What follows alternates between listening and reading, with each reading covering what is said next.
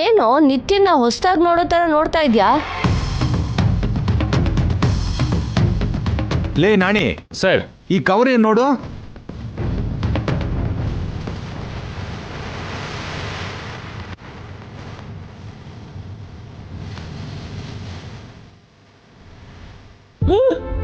Sir ಹೋಯ್ತು ಅನ್ಕೊಂಡಿರೋ tender ಮತ್ತೆ ನಮಗೆ ಬಂತು ಸರ್. ನಮಗೆ ಹೇಗೆ ಬರುತ್ತೆ ನಾಣಿ? ನಾವು ಅಷ್ಟಕ್ಕೂ ಆ ಟೆಂಡರ್ನ ಅಟೆಂಡೇ ಮಾಡಲಿಲ್ಲ ಅಲ್ವಾ? ನಾನು ಅಟೆಂಡ್ ಆಗಿದ್ದೆ ಜೈ.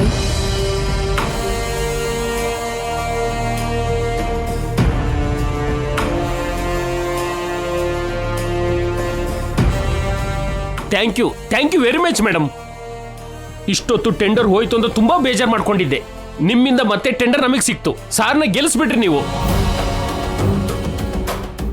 ಅವರು ಗೆಲ್ಲೋದೇ ನನಗೆ ಬೇಕಿರೋದು. ನನ್ನ ಪ್ರಾಣ ಹೋದ್ರೂ ಅವರನ್ನ ಸೋಲೋಕೆ ಬಿಡಲ್ಲ.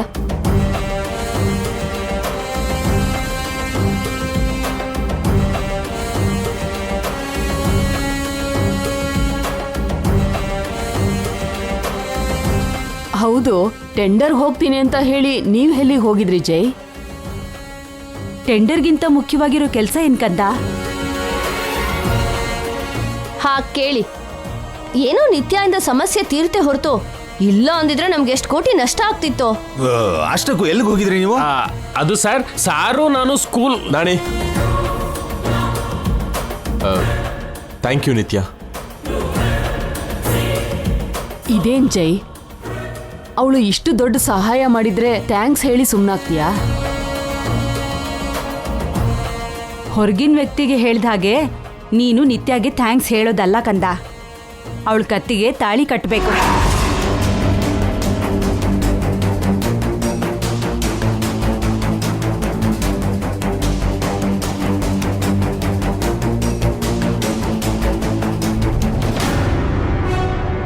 ಹೌದು ಜೈ, ಪಾಪ 7 ವರ್ಷದಿಂದ ನಿತ್ಯ ನಿನ್ಗೋಸ್ಕರ ಕಾಯ್ತಿದ್ದಾಳೆ. ನೀನ್ ಯಾವಾಗ ಹೂ ಅಂತೀಯೋ ಅಂತ ಕಾತರಿಸ್ತಾ ಇದ್ದಾಳ್ ಕಣೋ. ಆ 3 ಗಂಟು ಕಟ್ಟಿ 7 ಹೆಜ್ಜೆ ನಡೆದ್ಬಿಟ್ರೆ ಒಂದ್ ಕೆಲ್ಸ ಆಗೋಗುತ್ತೆ ಅಲ್ವಾಳಿಯ.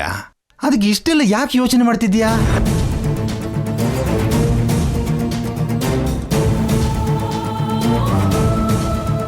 ಗಂಗಾ ಮೇಡಮ್ ಅವರು ಬದುಕಿದ್ರೆ ಇವಾಗ ನಿತ್ಯ ಮೇಡಮ್ ಅವ್ರು ಮಾಡಿದ ಕೆಲಸನೇ ಮಾಡ್ತಿದ್ರು ಸರ್. ನಿತ್ಯ ಮೇಡಮ್ ನಿಮ್ ಪಕ್ಕದಲ್ಲಿದ್ರೆ ನಿಮ್ಗೆಲ್ಲ ಶುಭನೇ ಸರ್, ಎಲ್ಲ ಜಯನೇ. ನಿಲ್ಸಿ ನಾಣಿ ಅವ್ರೆ, ಯಾಕೆ ಅವರಿಗೆ ತೊಂದರೆ ಮಾಡ್ತಿದ್ದೀರಾ? ಎಲ್ಲರೂ ಸೇರಿ ಅವರನ್ನ ಯಾಕೆ ಬಲವಂತ ಮಾಡ್ತಾ ಇದ್ದೀರಾ? ಜೊತೆಗೆ ನಾನೇನೋ ಆಶಿಸಿ ಈ ಕೆಲಸನ ಮಾಡಿಲ್ಲ. ಮೊದಲಿಂದನೂ ನನ್ನ ಆಸೆ ಗುರಿ ಒಂದೇ, ಅವರು ನಂಬರ್ 1 ಆಗಿರಬೇಕು.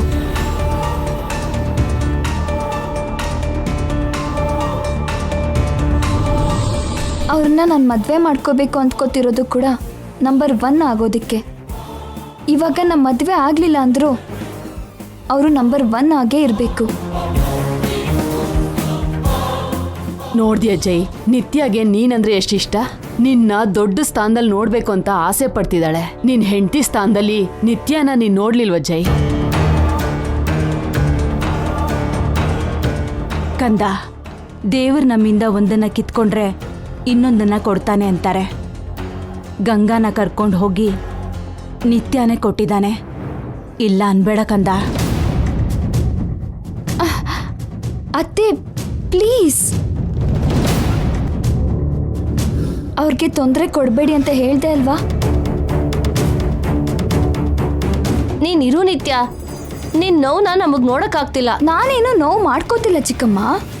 ನಿನ್ ಕಣ್ಣೀರು ಹೊರಗಡೆ ಕಾಣಿಸ್ತಿದ್ರು, ನಿನ್ ಮನಸ್ಸಿನ ನೋವು ನಮಗೆ ಕಾಣಿಸ್ತಿದ್ಯಮ್ಮ. ನೀನ್ ನಿಶಬ್ದದಿಂದ ಅಳ್ತಿರೋದು ನಮ್ಗೆ ಕೇಳಿಸ್ತಿದೆ.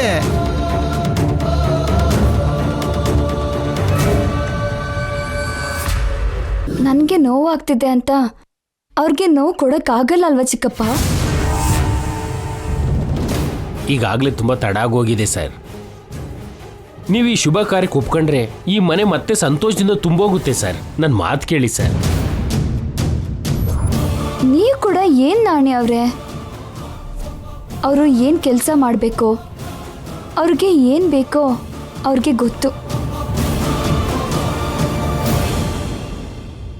ನನಗೆ ಅವರು ಪ್ರಶಾಂತವಾಗಿ ಸಂತೋಷವಾಗಿ ಸಂತೃಪ್ತಿಯಿಂದ ಇರೋದು ಬೇಕು. ಅಷ್ಟೇ ಸಾಕು ನನಗೆ.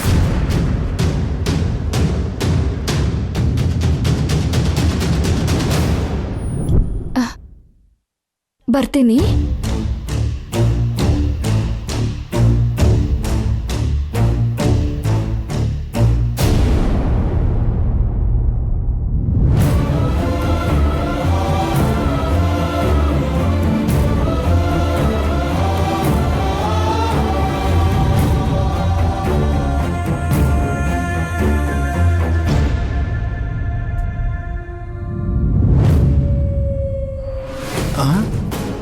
ಹೇಗಾದ್ರೂ ಜೈನ ಸ್ವಂತ ಮಾಡ್ಕೋಬೇಕು.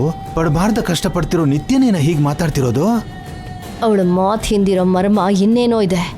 ಅವಳೊಬ್ಳು ದೊಡ್ಡ ಮೋಟಗಾತಿ. ನಿಜವಾದ ವಿಷಯನ ಹೊರಗಡೆ ಹೋದ್ಮೇಲೆ ಹೇಳ್ತಾಳೆ, ನೋಡ್ತಾ ಇರಿ. ಓ,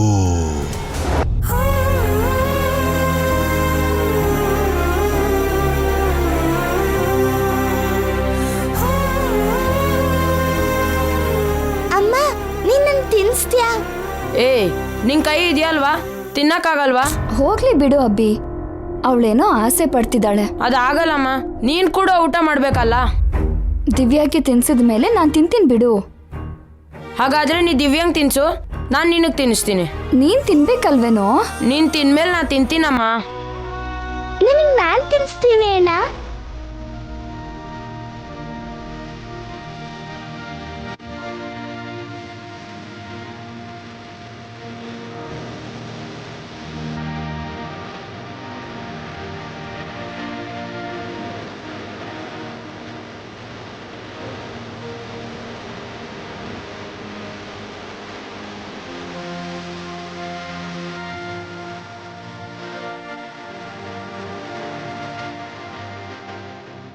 ಅಮ್ಮ, ಆ ಅಂಕಲ್ ತುಂಬಾ ಒಳ್ಳೆಯವರಲ್ವಾ?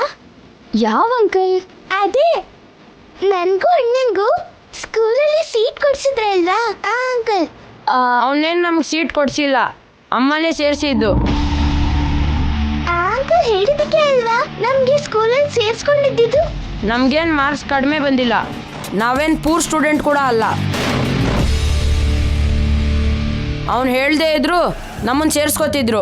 ಆದ್ರೆ ನನ್ನ ಬೇಡ ಅಂದ್ರು ಅಲ್ವಾ, ಆ ಅಂಕಲ್ ಹೇಳಿದಕ್ಕೇನೆ ನಿನಗ್ ಸೀಟ್ ಸಿಕ್ಕಿರೋದು. ಅಂಥದ್ದೇನಿಲ್ಲ, ಆ ಸ್ಕೂಲ್ ಇಲ್ಲ ಅಂದ್ರೆ ಇನ್ನೊಂದು ಸ್ಕೂಲಿಗೆ ಸೇರ್ಕೋತಿದ್ವಿ. ಜಗಳ ಮಾಡ್ತೇನೆ ತಿನ್ನಿ. ಅಣ್ಣನೇ ಜಗಳ ಮಾಡ್ತಿದ್ದಾನಮ್ಮ. ಆ ಅಂಕಲ್ ಒಳ್ಳೆಯವ್ರಂದ್ರೆ ಒಪ್ಕೋತಿಲ್ಲ. ನೀನೇ ಹೇಳಮ್ಮ, ಅವ್ರು ಒಳ್ಳೆಯವ್ರೇ ಇಲ್ವಾ? ಒಳ್ಳೆಯವ್ರೆ. ಅವ್ರನ್ನ ಫಸ್ಟ್ ಟೈಮ್ ರೋಡ್ ಮೇಲೆ ನೋಡ್ದಾಗೆ ಅನ್ಕೊಂಡೆ ಅವ್ರು ಒಳ್ಳೆಯವ್ರು ಅಂತ. ಮತ್ತೆ ನೋಡ್ಬೇಕು ಅನ್ಕೊಂಡೆ. ಇವತ್ತು ಅವ್ರನ್ನ ಸ್ಕೂಲಲ್ಲಿ ನೋಡ್ದೆ. ಅವನೇನ್ ಗ್ರೇಟ್ ಅಲ್ಲ, ಅವನಂತ ತುಂಬಾ ಜನ ಇದ್ದಾರೆ. ಆದ್ರೆ ಅವ್ರಂತವ್ರು ಒಬ್ರೇ ಇರ್ತಾರೆ. ಅಪ್ಪ ನಮ್ ಜೊತೆ ಇದ್ದಿದ್ರೆ ಅವ್ರಾಗೆ ಇರ್ತಿದ್ರು ಏನೋ. ದಿವ್ಯಾ, ಬಾಯ್ ಮುಚ್ಚು.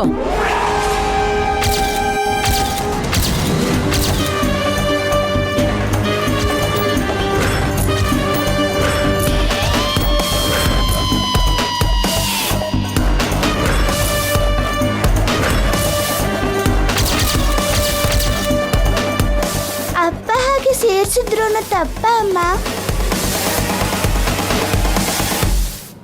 ಅಪ್ಪ ನಮ್ ಜೊತೆ ಇದ್ದಿದ್ರೆ ನಮ್ಮನ್ನ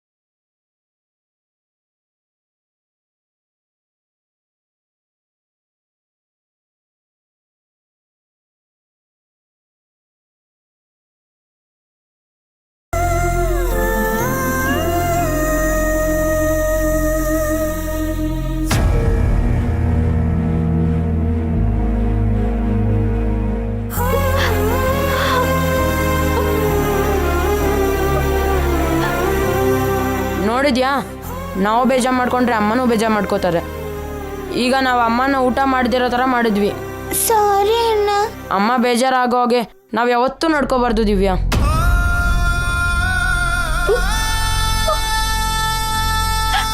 ನಮಗೆ ಯಾರೂ ಇಲ್ಲ ಅನ್ನೋ ಫೀಲಿಂಗ್ ಅಮ್ಮಂಗೆ ಬರಕ್ಕೆ ಬಿಡಬಾರ್ದು.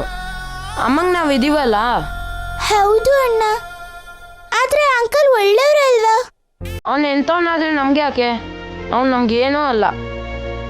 ನಡಿ ಇಬ್ರು ಸೇರಿ ಅಮ್ಮಂಗೆ ಊಟ ಮಾಡಿಸೋಣ.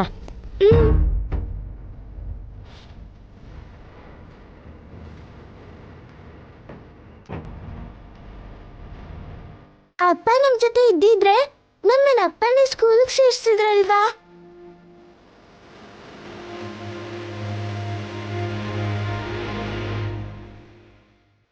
ಅಮ್ಮ ಊಟ ಮಾಡಮ್ಮ.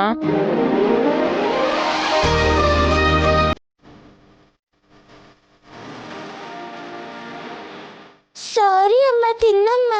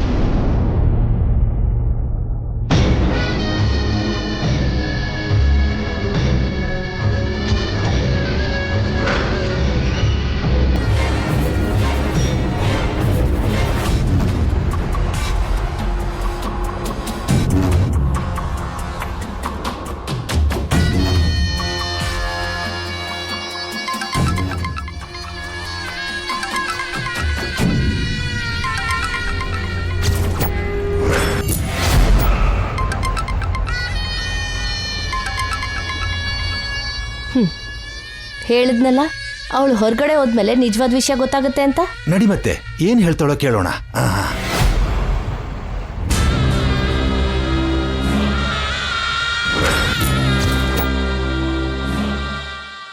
ಏನಮ್ಮ ನಿತ್ಯ, ನೀನಿನ್ನ ಹೋಗ್ಲಿಲ್ವಾ? ಟೆಂಡರ್ ಬಿಟ್ಟು ಜೈ ಎಲ್ಲಿಗೆ ಹೋಗಿದ್ದ ಅಂತ ಅದು ನಮ್ಗೆ ಹೇಗೆ ಗೊತ್ತಾಗುತ್ತಮ್ಮ? ತಿಳ್ಕೋಬೇಕು. ಅಷ್ಟು ಇಂಪಾರ್ಟೆಂಟ್ ಕೆಲಸ ಬಿಟ್ಟು ಜೈ ಎಲ್ಲಿಗೆ ಹೋಗಿದ್ನೋ ನನಗೆ ಗೊತ್ತಾಗಬೇಕು. ಇನ್ಯಾವುದಾದ್ರೂ ಟೆಂಡರ್ ತಗೊಳೋದಕ್ಕೆ ಹೋಗಿರ್ತಾನೇನೋ? ನೋ, ಇವತ್ತು ಅದೊಂದೇ ಟೆಂಡರ್ ಇದ್ದಿದ್ದು. ಆದ್ರೂ ಜೈ ಎಲ್ಲಿಗೆ ಹೋದ್ರೆ ನಿನ್ಗೆ ಯಾಕಮ್ಮ? ಜೈ ಜೊತೆ ನಿನ್ಗೆ ಯಾವ ಸಂಬಂಧನೂ ಇಲ್ದಿರೋ ಹಾಗೆ ಈಗಷ್ಟೇ ಮನೇಲಿ ಮಾತಾಡ್ದೆ ಅಲ್ವಾ?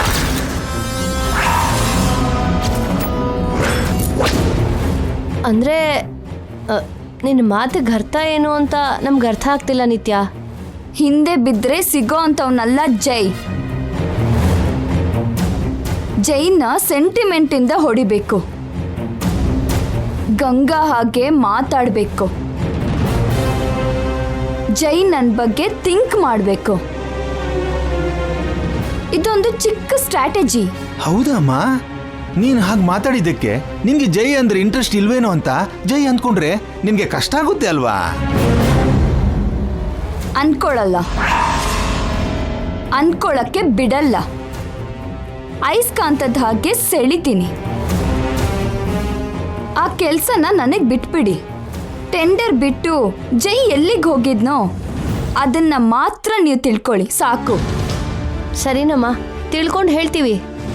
ಬೇಗ ಹೇಳಿ. ನನ್ನ ಪ್ಲೇಸಿಗೆ ಇನ್ಯಾರೇ ಬಂದರೂ ನಾನು ಸಹಿಸಲ್ಲ. ಒಂದು ವೇಳೆ ಜೈ ಅಂತ ಪ್ರಯತ್ನದಲ್ಲಿದ್ರೆ ಅದನ್ನ ಮೊಳಕೆನಲ್ಲೇ ಚೂಟ್ಬೇಕು. ಆ ಗಂಗಾಗ್ ಬಂದಿರೋ ಗತಿನೇ ಅವರಿಗೂ ಬರಬೇಕು. ಅರ್ಥ ಆಯ್ತಾ?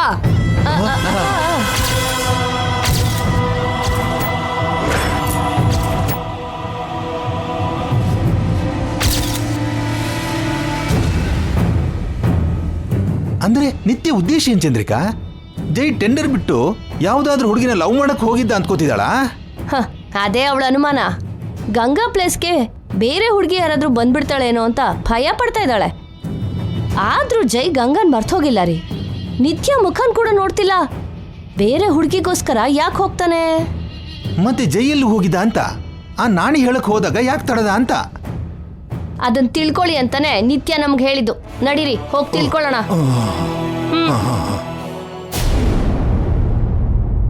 ನಗುವ ನಯನ ಮಧುರ ಮೌನ ಮಿಡಿವ ಹೃದಯ ಇರೆ ಮಾತೇಕೆ ಲಲಲ ನನನ ನಿನನ ನನನ ನನನ.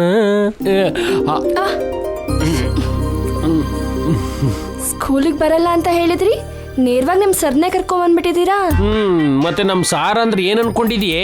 ವಿಷಯ ಇದು ಅಂತ ಹೇಳ್ತಿದ್ದಾಗೇನೆ ನಾನೇ ಅಲ್ಲಿಗೆ ಬರ್ತೀನಿ ಅಂತ ಹೇಳ್ಬಿಟ್ರು.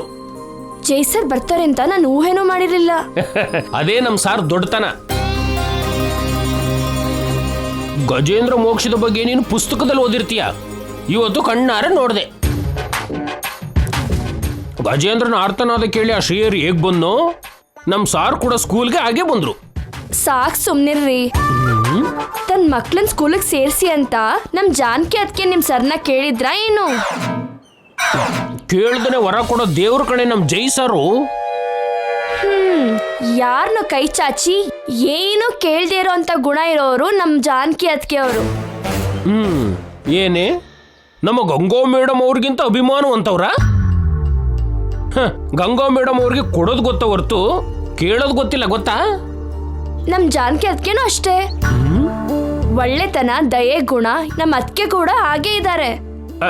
ನಮ್ ಗಂಗಾ ಮೇಡಮ್ನ ನೋಡಿಲ್ಲ ನೀನು, ನೋಡಿದ್ರೆ ಗೊತ್ತಾಗ್ತಿತ್ತು ನಿನಗೆ. ನೀವ್ ಕೂಡ ನಮ್ ಜಾನ್ಕಿ ಅದಕ್ಕೆ ನೋಡಿಲ್ಲ, ನೋಡಿದ್ರೆ ಗೊತ್ತಾಗ್ತಿತ್ತು. ಏನ್ ಮಾಡ್ಲಿ, ಯಾವಾಗ ನೋಡ್ಬೇಕು ಅಂದ್ರೂ ಏನೋ ಒಂದು ಅಡ್ಡ ಬರ್ತಿರ್ತದೆ.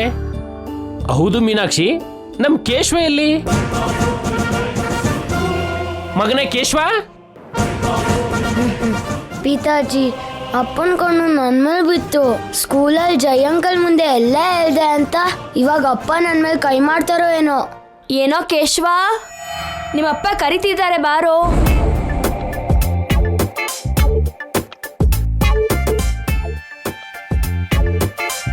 ದೊಡ್ಡವ್ರ ಮಾತನ್ನ ಗೌರವಿಸ್ಬೇಕು. ಏನಪ್ಪ ಕರೆದಂತೆ? ಅಪ್ಪ ಇದು ವಿನಯನ? ಲೇ, ಅತಿ ವಿನಯಂ ದೂರ್ತ ಲಕ್ಷಣಂ. ಪಿತಾಜಿ, ಅಬ್ಬಾ, ಚಿಕ್ಕ ಮಗು ಅಂತರೂ ನೋಡ್ದೆ ಏನ್ರಿ ಈ ಮಾತುಗಳು? ಇವನು ಚಿಕ್ಕ ಹುಡುಗನ? ಜೈ ಸಾರ್ ಮುಂದೆ ನನ್ನ ಮರ್ಯಾದನೆ ಗಂಗೆಲ್ ವಿಸರ್ಜನೆ ಮಾಡ್ಬಿಟ್ಟ. ಹೌದಾ ಕೇಶವ? ಅಯ್ಯಯ್ಯೋ ಇಲ್ಲ ಅಮ್ಮ. ಲೇ, ಸುಳ್ಳು ಹೇಳ್ದೆ ಅಂದ್ರೆ ಸೌಟ್ ಬಿಸಿ ಮಾಡಿ ನಾಲ್ಗೆ ಮೇಲೆ ಬರೆ ಹಾಕ್ಬಿಡ್ತೀನಿ. ಏನ್ ಅನ್ಕೊಂಡ್ಬಿಟ್ಟಿದ್ಯಾ ದಡ್ಡ ನನ್ ಮಗನೇ ದಡ್ಡ? ನನಗೆ ಕ್ಷಮಿಸ್ಬಿಡಿ ಅಪ್ಪ. ಆ ಟೈಮಲ್ಲಿ ಟಂಗ್ ಸ್ಲಿಪ್ ಆಗೋಯ್ತು. ನೋಡ್ದ ತಪ್ಪು ಹೇಗೆ ಒಪ್ಕೊಂಡ? ನೀವ್ ಬರೇ ಇರ್ತೀನಿ ಅಂತ ಹೆದರಿಸಿದ್ರೆ ಹೇಳ್ದೆ ಏನ್ ಮಾಡ್ತಾನೆ ಪಾಪ? ಪಾಪನ ಹೋಗ್ಲಿ, ಬರೇ ಯಾಕೆ? ಲಡ್ಡು ಕೊಡೆ, ಲಡ್ಡು. ಮನೇಲಿ ಲಾಡು ಇಲ್ಲ ಅಪ್ಪ. ಇದ್ರೆ ಎಲ್ಲನೂ ಖಾಲಿ ಮಾಡ್ಬಿಡೋಣ ಅಂತನ? ಲೇ, ತಿನ್ನೋದ್ರ ಮೇಲೆ ಗಮನ ಕಡಿಮೆ ಮಾಡಿ ಓದಿನ ಮೇಲೆ ಗಮನ ಕೊಡೋ ಕೇಶವ. ಪುತ್ರೋತ್ಸಾಹ ಪುತ್ರ ಹುಡ್ದಾಗ ಅಲ್ಲಯ್ಯ, ಒಳ್ಳೆ ಹೆಸರು ತಂದಾಗ ಅಂತ. ನೀನು ಒಳ್ಳೆ ಸ್ಥಾನಕ್ಕೆ ಹೋದ್ಮೇಲೆ ನನಗೆ ಒಳ್ಳೆ ಹೆಸರು ತಂದ್ಕೊಡು. ಸರಿ ಅಪ್ಪ, ಕಷ್ಟಪಟ್ಟು ಓದಿ ನಿಂತರ ಆಗ್ತೀನಿ. ಲೇ, ಇವಾಗ ನೀ ನನ್ನ ಬೈದ ಹೊಗಳ್ದ? ಯದ್ ಭಾವಂ ತದ್ಭವತಿ. ನೀವ್ ಹೇಗ್ ಅನ್ಕೋತಿರೋ ಹಾಗೆ. ನೀನು ಮಧ್ಯದಲ್ಲಿ ಬರ್ಬೇಡ್ವೆ. ಇದೊಳ್ಳೆ ಸರಿ ಹೋಯ್ತು. ತಂದೆ ಮಗನ್ ಮಧ್ಯೆ ನಾನ್ ಬರ್ದೆ ಇನ್ಯಾರು? ನೀನ್ ಹೋಗಿ ಓದ್ಕೋ ಕೇಶವ. ನೀವೆಲ್ಲ ತಿಂಡಿ.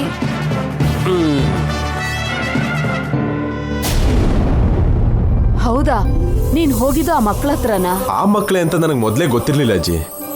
ಸ್ಕೂಲಲ್ಲಿ ಅವ್ರನ್ನ ನೋಡಿದ್ಮೇಲೆ ಗೊತ್ತಾಯ್ತು. ಅಂದ್ರೆ ನೀನ್ ಹುಡುಕ್ತಿರೋರೇ ನಿನಗೆ ಕಾಣಿಸಿದ್ರು ಅಂತಾಯ್ತು. ದೇವ್ರೇ ನಿಮ್ಮನ್ನ ಮತ್ತೆ ಒಂದ್ ಮಾಡಿದಾನೆ ಕಂದ.